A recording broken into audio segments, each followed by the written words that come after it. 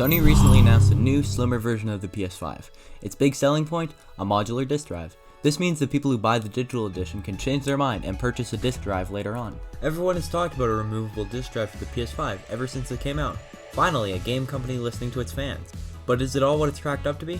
Not quite. A caveat?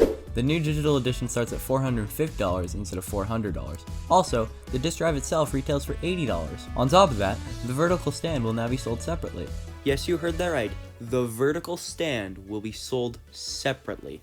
$50 just isn't enough of a price difference to justify buying the digital edition. It's a much better value to just pay the extra $50 and get the disc edition. Apparently, the new PS5 model will require an internet connection to pair the disc drive. This was discovered in a post on X with leaked images of the PS5's Modern Warfare 3 bundle. In fine print on the box, it says internet connection required to pair disc drive and PS5 console. According to an article from The Verge, you will only need to pair the disc drive once. This still has alarmed people who worry about the console's ability to function properly in the future.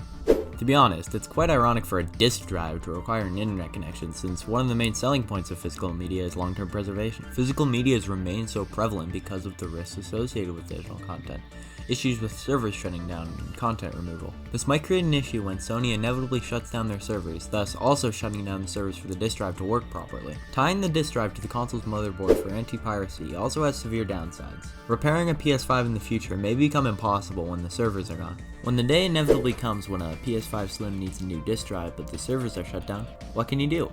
Nothing. Also, once the PS5 store shuts down, will the PS5 just be useless? To make sure the PS5 will work properly after servers are shut down, Sony needs to address these concerns.